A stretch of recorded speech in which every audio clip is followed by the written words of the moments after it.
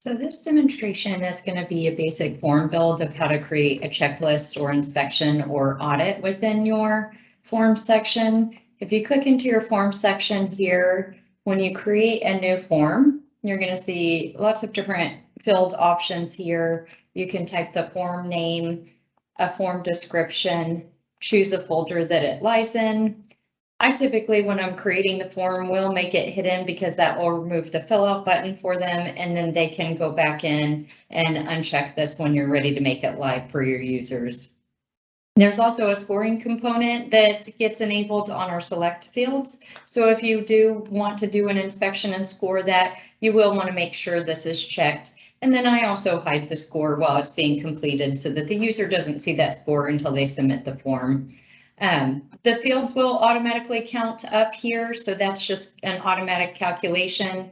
And then we do have a follow-up field that allows you to assign another task to another user within the site, and the settings for that field are kind of housed up here. And then if you wanted a footer to show on that form, you would just type that in here, and then it shows on the footer of the PDF. Then from here, we get all of our new fields to build out.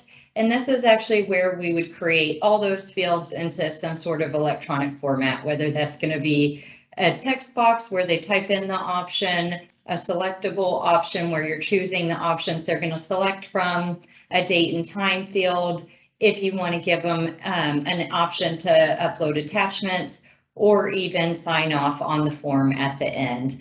So we do use our most used fields up here, so feel free to kind of play around with the other fields as well. The heading field allows you to kind of section things out. The description will allow you to kind of have coloring, bullet points, things like that. So feel free to play around with some of those other options as well. The form that we're actually going to build out today is going to be an OSHA sample checklist for forklifts, basically. So we'll actually just build out one of these. This one's actually for the electric powered industrial truck. Actually, I apologize. It's going to be for the gas one first. So I'm actually going to do a split screen mode here so we can look at both our fields and the details of the inspection checklist right down here on the same screen. So this first one is the date, and we'll just create a date and time field here. And then you can click create or just hit enter on your keyboard, and it'll create that field for you right there. Then the next one is the operator. If you wanted to tie this back to your current users in your site, you'll just use the selectable option. Otherwise, if you just want them to type in that name, you can use that text box option. In this case, I do want to tie it to my employee list, so I'm going to create that title and create. And then I'm going to click edit on here. And then on my settings tab, I'm going to change this from a custom source to my employee list. That is also the same if you want to kind of tie it to your trucks or departments, any of that additional data that may be pre-populated as a source into your site. You can use that equipment or your job titles, your lines of business or locations to kind of tie back to there. Otherwise, if you just want them to type in that data, feel free to use the text box option, and that will allow them to type in from there. So in this case, I'll do fuel as a text box. And then if I actually open this up just a little bit wider, you're going to see that if I can see my edit buttons here when I'm creating them, I actually get the option to do a duplicate option if you click the white drop down arrow.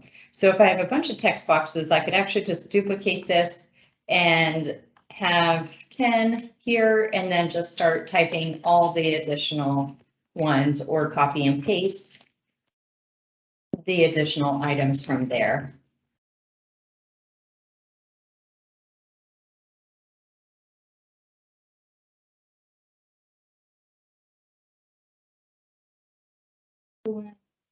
And so forth. If you need to kind of drag and drop or move things around, you just click on the title and you can drag and drop it around, and that will allow you to move your items around.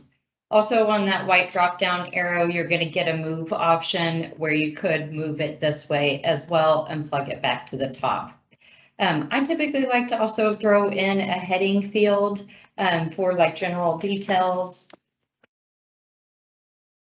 And then pop that to the top and kind of section it out, and then have the next section be this heading here, where we're actually going to do the inspection. So we'll create that as a heading field, and it just again sections it off nicely so that they have a heading where they're kind of filling out certain details of the inspection. For this case, they actually have options for this form for OK and maintenance. So we're going to set those up with that scoring, and then also a color coding component where we're going to say OK is green, and then if it needs maintenance, we want to tag that in red. So to create a question, we'll just copy this inspection title here, and we're going to create that select field. We're going to copy that title in and click create. And then on the settings tab, well, first of all, on the general tab, if you need to make that mandatory to ensure they complete it before hitting submit, you can make that mandatory by checking that box. If you click on the settings tab, this is where we can have that OK and maintenance item. Feel free to play around with the style. The select box gives them that drop down option. A rating goes left to right, and then the list option goes up and down. So you could kind of have different styles of your selectable options. In this case, I'm going to choose a rating because it just goes left to right, and it's 2 options. It's a real quick click for them if we just have it as the rating style. So if we do maintenance here, and then here's where you do the scoring component. So you'll do score of 1. And score of 0 for the negative item. You can also add an item for NA if you need to, so not applicable. You can have that score as NA as well so that it doesn't count towards the overall score versus if they select OK or maintenance. And then also you can color code these options as well. So typically we do the positive response as green and negative response as 0 and a color as red, and then NA we just leave as is. And then now when we click done, we actually have our scoring and color coding, our options already set up. And then once you have that set up, you can duplicate these fields as well and create all your questions at once. So you can go through at that point and just create each question. And as you can see, it kind of creates each one in the background for you. So let's say you get to the bottom of creating all your questions here. As stated on the settings tab, it does keep everything in whole as is. So all of these are automatically scored and color coded when you duplicate those options. So let's say that you want a sign off section for your employees to sign off or the inspector to sign off. I usually section that off with like a little summary section, but you can title it whatever you need to for the heading. And then if you want to, again, have them select maybe the inspector's name, you can do inspector as a select field. On the settings tab, change the source to your employee list and click done.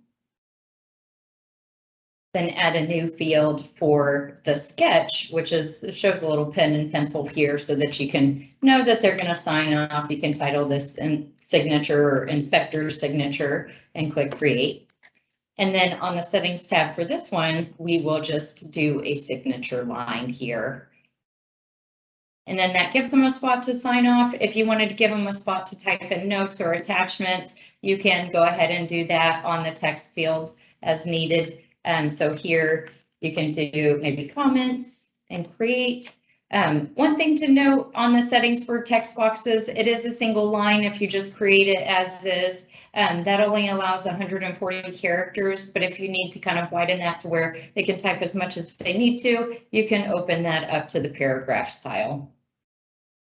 And then lastly, if you wanted to give them a spot to add attachments, you just add a new field and choose the attachment file. And then you can say, you know, attach photos, documents, sketches, etc. And then now that would be an option for them to attach from there. Also, if you wanted to give that option for them to assign that task to another user for follow-up items, if anything is triggered for maintenance and they want to trigger an open task to another user, that is that follow-up field here. And there are kind of a few settings that they can do here. So you can say, maybe this is maintenance request. And on the settings tab for the follow-up field, you can pre-assign it to a certain person. So if, for example, Sam Chavez is our maintenance guy and I need to pre-assign it to him, regardless of the user doesn't have to select it, we can pre-assign that or limit it down to certain users. Otherwise, you can just have them select the user and then they'll type in the message that they need to, and it'll assign that task to that person from there.